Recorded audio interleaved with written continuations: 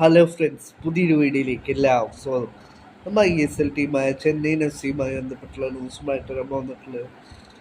Chennaiyin FC super കപ്പിൽ group എയിലാണ് വരുന്നത്. ഇപ്പോൾ ചെന്നൈയിൻ FC-യെ കുറിച്ച് ഒരു അപ്ഡേറ്റ് പുറത്തു വരുന്നു. വിവിധ മാധ്യമങ്ങൾ റിപ്പോർട്ട് ചെയ്യുന്നുണ്ട്. ചെന്നൈയിൻ FC ഈ ഒരു വർഷം സൂപ്പർ കപ്പിൽ വ്യത്യസ്തമായ രീതിയിലാണ് നേരിടുവാനായി പോകുന്നത്. ഫുൾ ഇന്ത്യൻ സ്ക്വാഡ് വെച്ചുകൊണ്ടാണ് ചെന്നൈയിൻ FC സൂപ്പർ കപ്പിനെ ഇറങ്ങാൻ പോകുന്നത് എന്നാണ് ഇപ്പോൾ വിവിധ മാധ്യമങ്ങൾ റിപ്പോർട്ട് ചെയ്യുന്നത്. വിദേശ താരങ്ങളെ ചെന്നൈയിൻ FC സൂപ്പർ കപ്പിന് ഉപയോഗിക്കുന്നില്ല എന്നാണ് ഇപ്പോൾ മാധ്യമങ്ങൾ റിപ്പോർട്ട് ചെയ്യുന്നത്.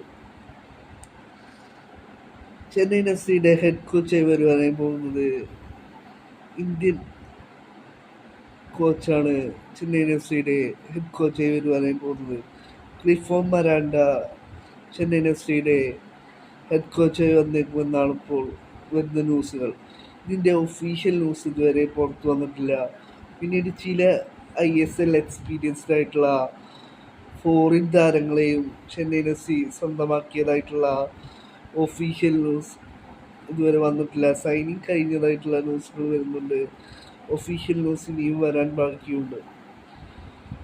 ചെന്നൈയിൻ FC നിലവിൽ സൂപ്പർ കപ്പിനായിട്ടുള്ള തയ്യാറെടുപ്പുകൾ പ്രീ-സീസൺ സ്റ്റാർട്ട് ചെയ്തിട്ടുണ്ട്. ഗോവയിൽ തന്നെയാണ് ചെന്നൈയിൻ FC-യുടെ പ്രീ-സീസൺ നടക്കുന്നത്.